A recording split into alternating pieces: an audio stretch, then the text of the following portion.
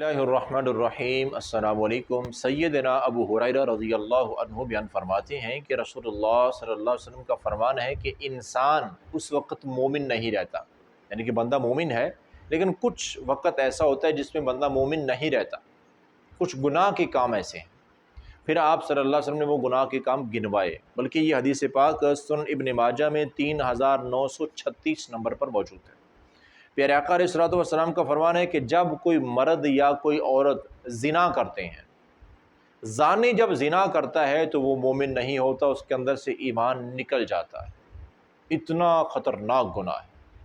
اور دوسرا فرمایا کہ شرابی جب شراب پیتا ہے تو اس کے اندر سے بھی ایمان نکل جاتا ہے، شراب پیتے وقت وہ مومن نہیں رہتا۔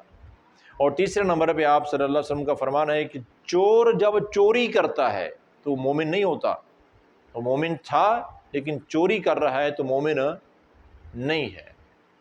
اور چوتھے نمبر پہ آپ نے فرمایا کہ ڈاکو جب ڈاکے ڈالتا ہے تو وہ بھی ایمان سے خالی ہو چکا ہوتا ہے۔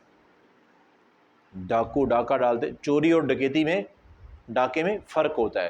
چور چوری کرتا ہے چھپ کے، اور ڈاکو ڈکیتی چھپ کے نہیں کرتا ہے، وہ سرِ عام کرتا ہے، سینہ زوری بھی کرتا ہے، اسلحے کے زور پہ کرتا ہے، اور اسے جان لینی پڑ جائے کسی کی تو وہ پیسے اور مال کی خاطر جان بھی لے لیتا ہے، لوگوں کو مار بھی دیتا ہے، اس کو ڈاکو کہتے ہیں۔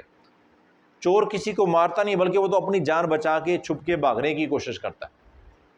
تو فرمایا چوری، ڈکیتی، شراب نوشی، زناکاری، یہ ایسے سنگین ترین گناہ ہیں، جب ان میں سے کوئی بھی گناہ کوئی بندہ کرے گا تو وہ بندہ اس وقت ایمان سے ہاتھ دھو بیٹھے گا، وہ ایمان اس کے اندر سے نکل چکا ہوتا ہے۔